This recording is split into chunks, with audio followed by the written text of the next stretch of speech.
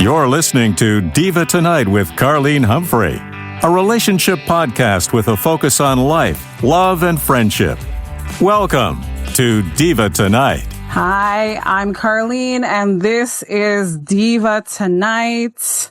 I have with me the lovely Phebe Trotman. She is an athlete. She plays soccer. She's also a Hall of Fame inductee and the author of a series, Never Quit on a Bad Day. And she is also an entrepreneur. And we were just chatting about all the things, right? So, Phoebe, thanks for joining me on Zoom, Yeah, no, thank you. I'm excited for this conversation. It's already been good. Yeah, me too. For sure. So I'm wearing a t-shirt. You can't really see it, but it's got like Uganda. It's from Uganda. My sister went like a few years ago, and I heard that you went to Kenya, and I thought that was so interesting because it's not every day you meet someone that was like, yeah, I went to Kenya and it was so great. So what was that trip like for you? Kenya was a life-changing, absolutely transformational experience. I am so thankful that I went when I did. I have had on my heart for years, I think through my mom. My mom has always had sponsored children in different parts of the world. And so I kind of took that on as well. I had a sponsored child in different countries, and I always wanted to visit and, go to a country where I could serve and help and experience and just, be part of it. And it's so interesting how everything worked out with it, because I went to my mom's church one night. They had a fundraiser called Aroma of Africa, and they had one of the past mission trips. They kind of share their experience. And so afterwards, I just spoke to the pastor and I introduced myself and I just said, hey, the next trip, I'd love to go. I just put it out there. And it's funny because he's like, okay, great. We'll keep you posted. And they had an upcoming meeting and it was on a Sunday. And I find out that it's actually you're on the team, you're going type of meeting. It wasn't info. And I was like, whoa, wait, I didn't know anybody. It was a small group of people. I was nervous, but excited and just trusting that it would be all that it was. And it was so amazing. I mean, it was tough leaving. I'll just share this a little backstory because, my dad had been diagnosed with metastatic prostate cancer about months before the trip. And so I was tempted not to go because time is just so precious when you're going through experiences like that with your loved ones. And so, we just all trusted, and he encouraged me to go. And it was hard being away. We were gone for 3 weeks, no phone, wow, no communication other than a blog post that we would all post and our families could comment on it. And I have to just say I encourage people, if there's any tug on your heart to go to another country, do it, because the people there were absolutely beautiful. And it just put in perspective what is really important, which is being with your loved ones. We have so much to be grateful for. I mean, we could spend the whole time talking about some of those experiences, but just even to give context for one thing, I remember this one woman who was affiliated with the school that we went to, because we went to build a classroom on a school. And this one woman literally saved her wages for a month.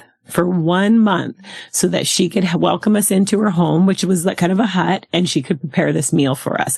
So it just all that to say to the listeners, it's whatever you have is enough to make an impact with the people around you. How long ago was that trip? That was actually in 2011. So it's been, wow, it's been some time, but everything is it's you so talk clear. about it as if you just went there.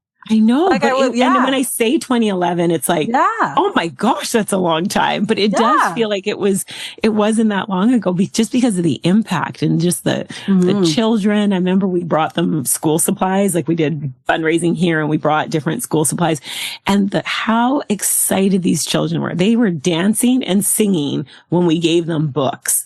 Mm-hmm. And then I stop and pause and think about here and how many kids would be I don't want to go to school. And it's these kids are just so grateful for every little thing that you give them, because it's not the same as, us. We go into the bathroom, we turn on the faucet and there's water.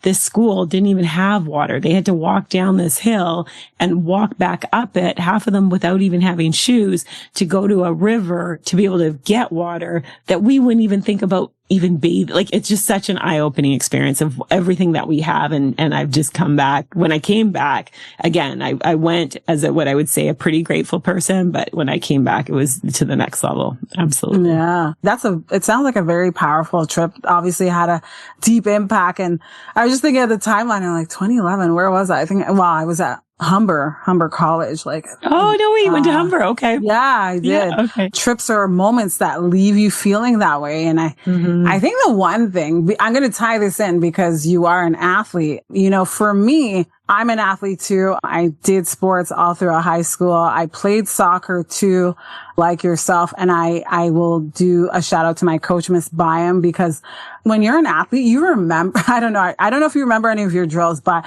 my coach used to make us run drills. Like, you do drills with every sport, but I remember like in my, was it high school? In my high school, the stairs go all the way to the third floor. And I just remember, I'm like, Miss Byam, she make us run all the way up the stairs, then down. And like, you know, I'm just so winded, but you build the endurance up. And like, as I think back, I think organized sport was like a great thing for me. I also danced. So as someone who played soccer at such a young age, what was the influence for you to focus on soccer? Like, why? Yeah, so I started playing soccer because my older brother played, really. And I was kind of the little sister that had to go to his practice. Well, not his practices, but his games, because my parents would be there. And so I was kind of that little sister watching. And I guess I told my parents I wanted to play. I don't actually remember saying those words, but I do remember I was on a team. I started off playing on an all boys team. I was the only person of color and a little girl on an all boys team. And you know what, though? It was fine because they accepted. I mean, I was into it. I used to have my older cousins that I would play with. So being around the boys was fine. And I just loved playing. I absolutely loved playing. Eventually I ended up on a girls team and just continued to play. And I think a big part of it is I love the team aspect of it. I love to work with other people to accomplish a common goal. And that's still in, part of my core being is I love when I can collaborate and do things with other people because it's fun. You get to celebrate someone else's greatness and work together to accomplish whatever you're looking to accomplish. So soccer has just always been part of what I've done. I've done other sports as well. I ran track. I did field events in track and field. I played basketball. I played volleyball, and I played those in kind of junior high. And then I just kind of gravitated towards soccer and ended up soccer being my primary sport, but I definitely have a love for sport in general for so many things that you just shared. I mean, sports give you so many life lessons. It's so much bigger than just, the sport that you play. It's all the life lessons that you learn as an athlete that transfer into life lessons that will help you in every single area of your life in terms of direction and endurance, dealing with hard stuff, right? It's fitness. It's funny. I was laughing as you're saying running up the stairs because I'm going back in my own memory of fitness, like testing and things we had to do they were hard. They were challenging, but it makes you stronger. And that strength is what helps you in other areas of your life too. Yeah. You know what, with mental health and everything, I think the sports were very helpful. And I don't know, like it probably gave me the drive because some of my friends in school, I remember them saying, how do you do it all? Cause I played sports and I danced too. And so, and then keeping up with your schoolwork. But I think it was that like drive, like, having that routine and being a part of that. And as I hear you talk about it, it makes me go back to the days of like, I love the Olympics and the Olympics is on now. But for me, my favorite announcer was Brian Williams. I remember watching him and being like, I love this guy's voice and the coverage. And I used to get fixated and I still love to watch the Olympics now. But I think as a kid, when you're watching it, everything seems so heightened. And, for you as an athlete, was there someone that like, other than your brother, was there someone that you watched that made playing sports like a motivator for you? I really get motivated. I mean, just seeing, you're talking about Olympics, like just watching athletes compete at the highest level and just knowing a glimpse of what they put in terms of the time and effort and energy. I absolutely love that. That to me is it's so inspiring. I get inspired though watching anyone who goes after something and pursues it and hits their goals in terms of like, even watching a movie and just knowing that the actors, everything that they put in to get to where they are just really does fire me up. That being said, as a young kid, to learn soccer, because my dad didn't really play soccer. My mom didn't play soccer. My brother and I literally grew up watching Pelé play. My dad would go to the library and rent those little videos and bring them home. And that's what we would watch. And so I've always loved and just have this pull towards Brazil and, the team and the athletes there, because that's kind of what I started watching.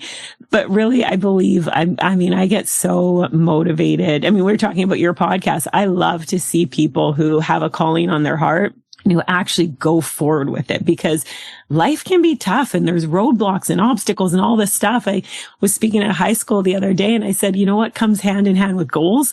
Challenges. Those two go together. And so it's part of the process. And when people pursue their passions and keep walking forward, that to me really just fires me up, because I know it's not always easy. I know there's days you don't want to do what you're doing, but you do it anyways because you dig deep. You remember why you started in the first place. You remember why you're doing it. And then you just keep going forward. So I think we can be all motivated in so many different areas of life if we really choose to. Yeah. Did you have anyone like growing up? Yeah, you know what?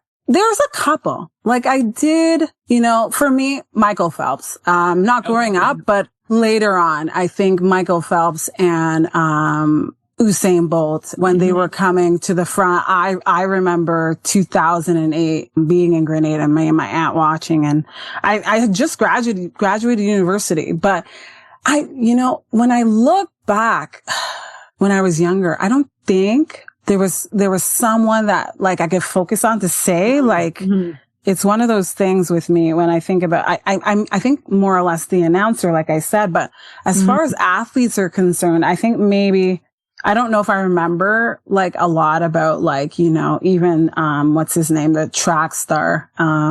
What's his name? Donovan Bailey. Donovan? Yeah. Oh, okay. Like, you know what I mean? Yeah. I don't know. Like, I appreciate him now, as I think back, but I just remember like the Olympics being something for me where it brought like the whole country together, but to save, that's like going so far back in my mind, but I just remember watching it. I just don't know if anyone really stood out for me that, cause, I don't know about you, but sometimes I think I'm like, had I focused on track instead of focusing on this, you know what I mean? But it's always one of those things I find, but for me, it was just watching the Olympics and watching track. Like I loved running track like you. I did track as well. I have like a moment. I remember like, I don't know if you ever did the relay, but I remember we did the 4x1 and there was a bad changeover, a bad pass. Oh. I think I was the first runner. Was I first? No, I was second. And then I saw the changeover and we were in the lead, but it was the bad pass and we got disqualified. And I just remember feeling so devastated. I was like, we had gold, but I remember those moments. But yeah, I don't know if you ever had like, if you did the relay too, or, I did. Yeah. I loved the relay. Relay was fun. And then all of it. But I remember watching Donovan. I remember watching him compete in the Olympics and just being like in awe. And so it's funny because Donovan's in one of the books, Never Quit on a Bad Day. And for it to come like full circle, I was definitely like fangirling and being like, oh my gosh, Donovan Bailey, because to me, it's just, again, when you can see people who are like in their greatness and everything that they went through to get there. I think all of it is just something that really, let's take it for what it is, inspiring, and then realizing that we may not be on the same path as that person, and that's totally okay, but we can create the same sort of highs in our own life by finding what lights us up and continuing to move towards it. Mm-hmm. So, you brought up the book and the saying, never quit on a bad day. The original quote is by Olympic gymnast, Nastia Lukian. I can't pronounce it, but I had to look it up because I was just like, that is, a very strong quote. And obviously it's the name of your book and your workbook and the series itself. And so is that your mantra? Is that what you go by? Was that the reason that you went with that? Yeah, it is. That quote has been attributed to different people. I always say it's something I heard years and years ago, and just it always stuck with me because in everything, typically, when do we quit things? We quit things when we're frustrated, or we're angry, or we're upset, or we're in this flood of emotions, typically not the ones that are helpful. And that's usually when we quit things. And so it's just played out in my own life as a soccer player. It's played out in my professional life.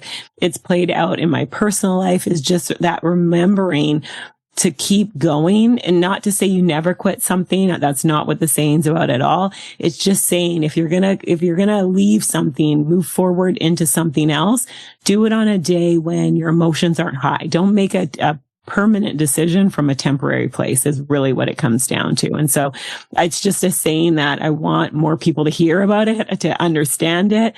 And it was just so fitting for that to be the name of the book series and everything that I've been doing going forward. Yeah. So, I mean, writing, like, how did that come about? Like, there's a lot to writing. You could just write something, but writing a book is a feat in itself. And so I've met a few authors in my podcast journey. And so the stories, you've obviously interviewed people to write the book. It wasn't just Phebe Trotman memoirs. Like, this is my whole backstory. Like, you know what I mean? Like, it could be like the whole, what's it called? You running on the soccer field, right? But it's more than that. You've obviously talked to others who've had experiences that inspire them not to quit, right? Mm-hmm. Yeah, absolutely. So how it all came to be, I was actually with some friends and we were talking entrepreneurs, we were brainstorming and kind of chatting, what next? What are you working on? And so I had shared with them that I wanted to create something to help, inspire, encourage people, because I've had so many incredible people, mentors over my own life. And so I wanted to kind of create something to share some of that knowledge. And so they were actually the ones who recommended write a book. And I kind of chuckled initially because writing a book, although I'm a huge goal setter and I have intentions that and experiences I want to accomplish and enjoy, writing a book wasn't actually on that. Even though I read a lot, it just wasn't something. And so I kind of was like, well, maybe. And anyways, to give you the short version, the month before I had been inducted into the Coquitlam Sports Hall of Fame, and we had kind of a ceremony. And one of the questions that came up is, what has sport given me? And kind of some of the stuff we've already talked about, I shared. And so when I was sitting with the idea of writing a book, I realized, well, you know what? I do want to write a book, but I want to write a book that kind of highlights the story behind the story, because oftentimes we see people who have, what we consider successful lives or careers or this or that. And I know a lot of times we just think, okay, well, they have it, but not really realizing that they probably went through some stuff to get there. And they've probably experienced some tough things as well, too. And they just kept going. And so that's when I realized that's what I wanted to share, kind of the story behind the story. Some of the stuff someone's gone through, but more importantly, what did they do or not do to keep going forward, so that a reader can take that knowledge and apply it to their own life? Because even though the challenge may not be the exact same that you go through, that I go through, that someone else goes through, there will be parallels, those feelings, the challenging, that tough stuff. And so what we go through and how we navigate through it, that can be applied to someone else's journey in life. And so that's really where the book series came from. And then, yes, I thought about some of the people who personally have just impacted me. I reached out to them to ask if they'd be open to sharing their story, and they were. And then my editor and I kind of did the writing process and the reflections on resilience and putting it all together. And then I have an incredible book designer who helped with the design of it. And then it really all came together. Diva Tonight, glamour for your ears. You were not born to be broke. So why does building wealth feel so difficult? Most of us grew up learning how to earn money, but not how to build wealth. Wings of Abundance helps you rewrite that script. Inside, I share the exact mindset and practical steps to shift from lack to raise your self-worth and to open the door to overflow. Start healing your relationship with money. Grab your copy and step into abundance on your own terms. To get your copy, click on the link in the description or purchase on Amazon.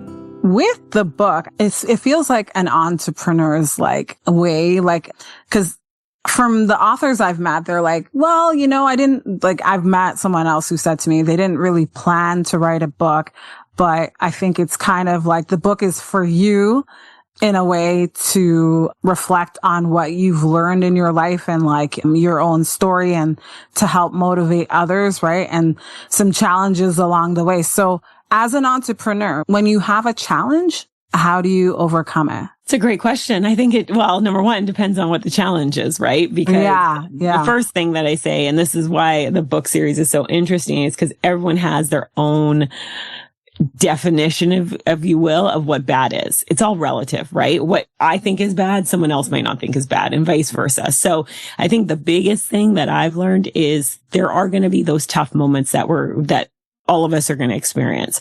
How can you, as an individual, you're going through something, just some of the things that I've realized over my own journey as an individual, going through a lot of personal challenges, yes, athletic challenges, family challenge, all the stuff, is just certain things. Like, how can you still find something to be grateful for, even in the challenge? And not saying you're grateful for the challenge, not saying that at all.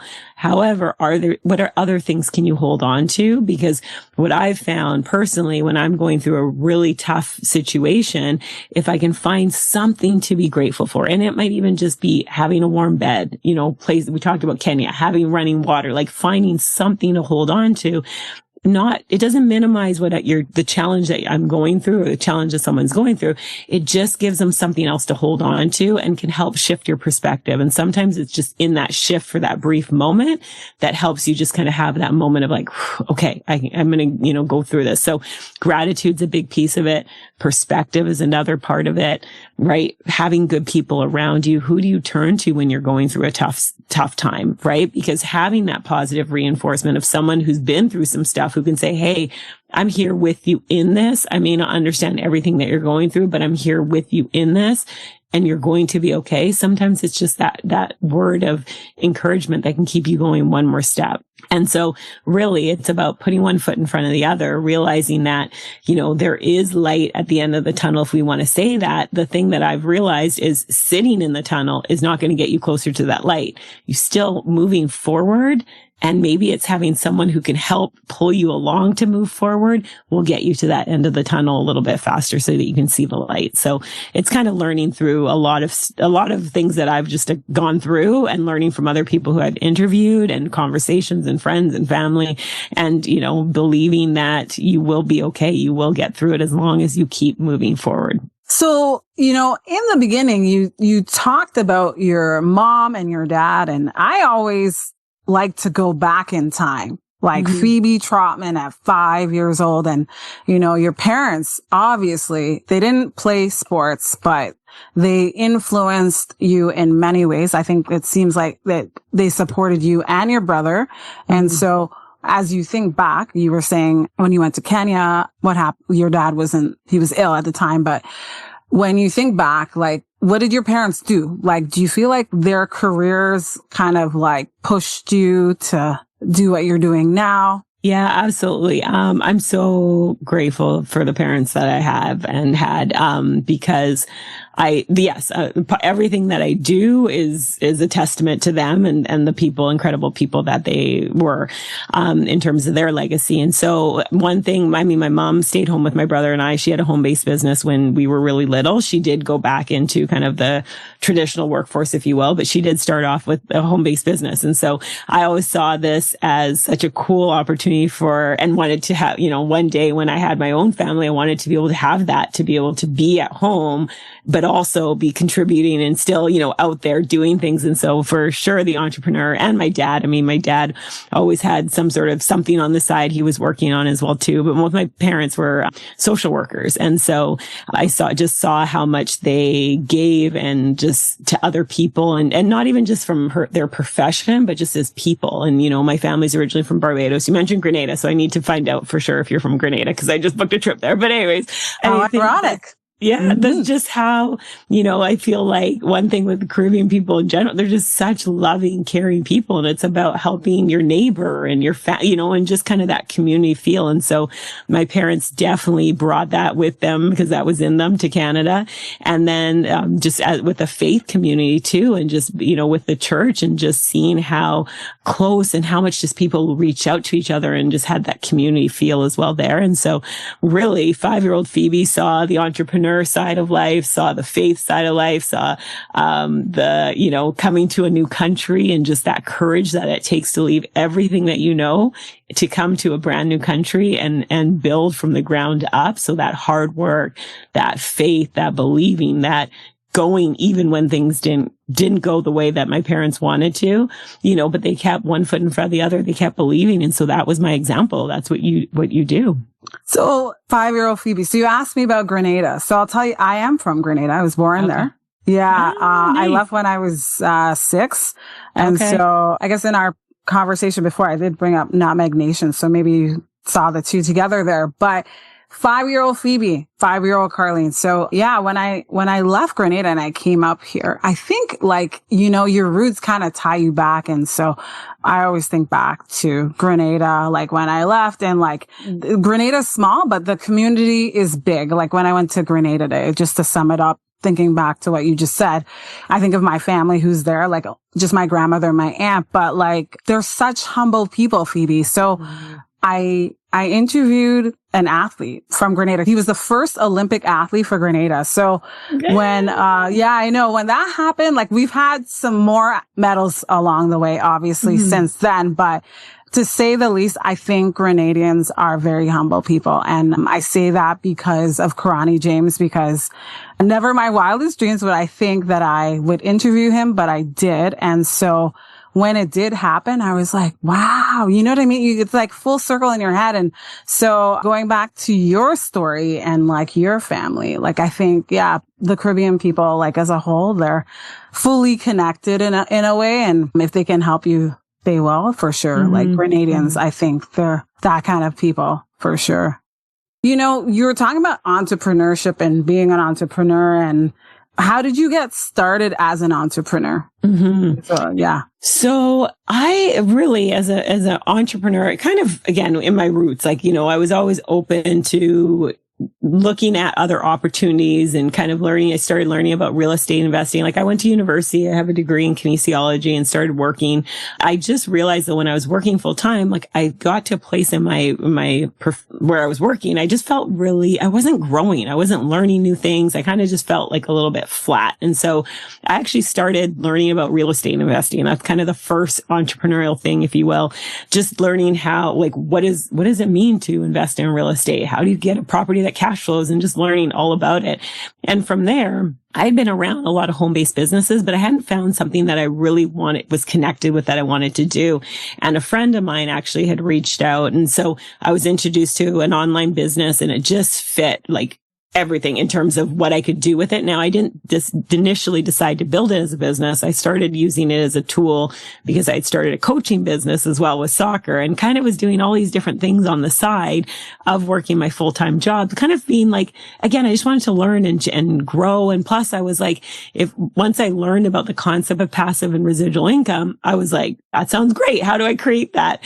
And was really open to it. And so the entrepreneur journey was on the side to start.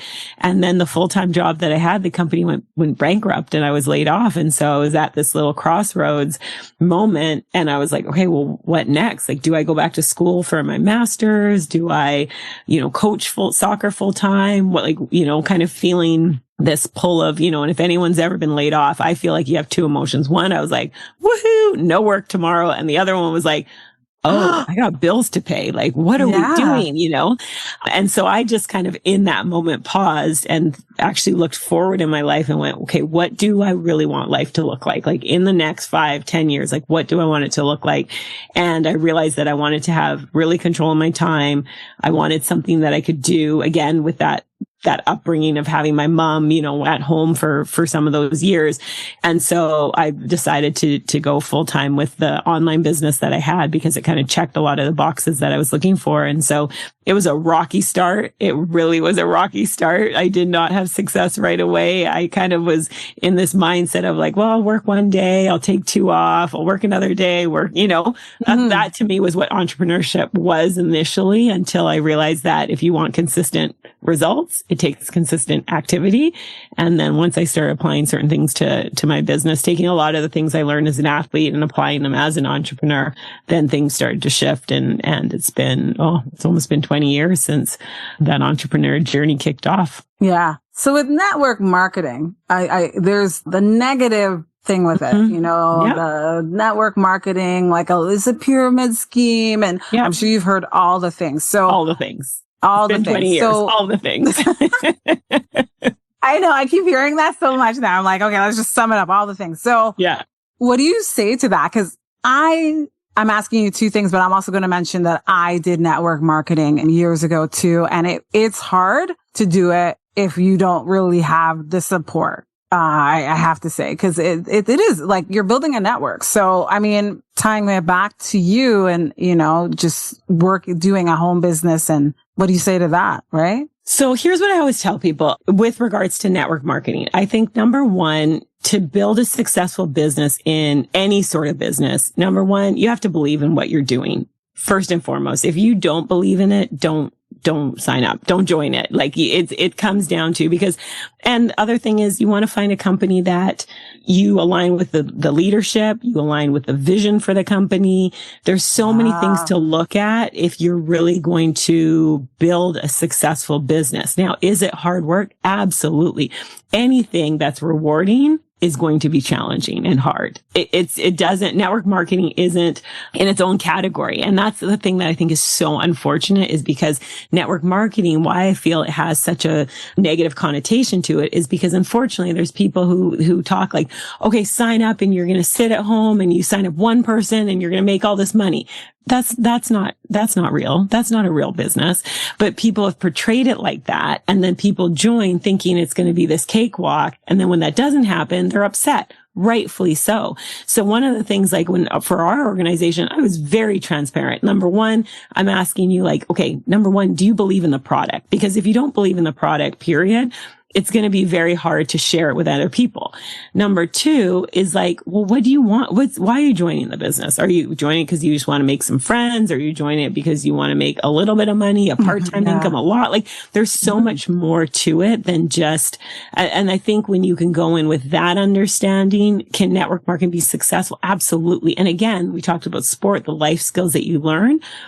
I am so grateful for network marketing because I learned so much about it. Yes, income. Being rejected many times. All of it.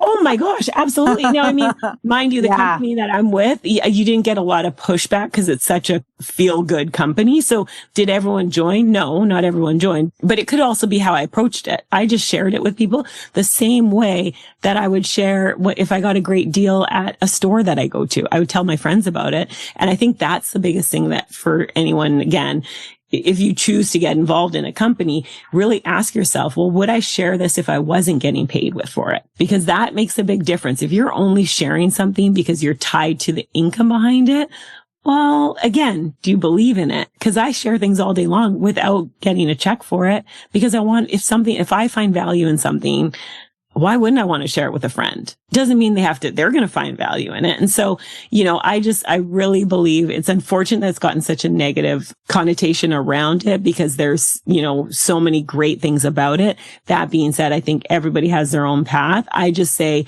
if you're looking for something, maybe be open, take a look, but always do your due diligence with anything that you get involved in.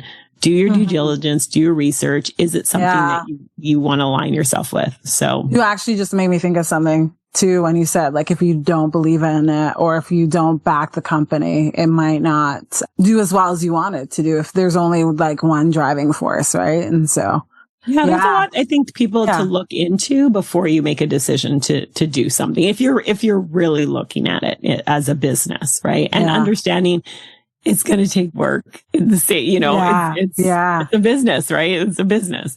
So it's going to take some work. Mm-hmm. Like with any business, you know what I mean? And so, we didn't even talk about 40 and that's the series. And I know you're in that age group, did a little digging here. I guess the one thing I want to ask you, as someone in her 40s, what do you think has been the challenge with this age and challenge, more the positive aspect of 40? Because I think there's a lot of positives with it too. right? Oh yeah. The positives, I think with 40, I mean, just getting to, like, you've had more years with yourself and really getting to know yourself, understand yourself. What do you like to do? Yeah. Realizing that you don't have to say yes to everything. No is okay. No is a full sentence, period. Or you can add no thank you if you want to. However, like really stepping into that, I would say, 40 has been so many highs of 40 and then lows. I lost my mom in my, it's hard. It really is hard. And, that being said, it's like just realizing, that grateful for the time that I had with my mom and my dad to set me up to be who I am in this 40 range, because I'm older than just 40. But, yes. really just feeling like I'm understanding myself a lot better. That I'm grateful for. And then, you know what? I'll say this too. 40 has been interesting because I've been so fortunate with my career as an athlete to have, ankle sprains, pulled muscles, broken toe, little things. The 40s, oh my gosh, I have frozen shoulder, knee injury, hip issue. Like I laugh because I'm like, hip issues? Like that is supposed to be when I'm like 70, but no, going through right now, but I also go, that's a blessing. That's a blessing because I get to have that. It's not would I love to just have the 40s be smooth sailing, no aches and pains and joints and all this stuff? Yes, I would. That being said, at least I get to experience that. Right. And so again, this is where I say finding something to be grateful for, even throughout the 40s and the interesting experiences that we are enjoying, and just again finding community. That's what I'm grateful for, is having a community of women that I can ask, older women, like my mentors, women who are older, who I can be like, this happened. Is this part of? They're like, yep, it is. Keep going. I'm like, okay, So I think that's part of it as well, is again, having that community of people that you can kind of laugh at stuff with, and they go, oh, that's all you're having? You're fine. Keep going, I'm like, really? They're like, yeah. I'm like, okay, sure. So I think the biggest thing though is really just feeling like I know myself even more. And again, a lot of it's because of the tough stuff that I've navigated through. Yeah, life is a journey, and my saying is, you said a lot of sayings, but, mine's always been like the journey of 1,000 miles begins with a single step. And I always feel like when I'm going on a walk, how you said you're not like, I love walking. And I always feel like when I'm walking is when I reflect and I notice the things around me, and it brings things into full circle, like you said. And cause you've been with yourself for so long that there's that clarity, a lot more for me on the path to here and now. And so in terms of like connecting with you, or you're on social media, and if anyone wants to support or read the book, Never Quit on a Bad Day. So where can the listener find you? Yeah, absolutely. So the books are available on all online major retailers. So Never Quit on a Bad Day is the name of the book series. And then to connect with me, head over to my website, neverquitonabadday.com. There's a free gift for everyone when they head on over there as well. And then social media, super easy. Never Quit on a Bad Day. So those are my handles. And I just share different inspiration, tips, life stories, life lessons, things to really I'm about encouraging people to realize that they are great, that resilience is important for the journey, and how do you keep growing? And that's really what you'll find with me over on social media and through the books and everything that I do. Yeah. I mean, what's next? What's next for Phebe? What's the plan? We're in 2026. 2026. Well, super excited, putting the finishing touches on the newest book in the Never Quit on a Bad Day series, which will be coming out in spring. So really, really excited about this book, to get it out into the hands of more people. I've had awesome feedback from the advanced reader team.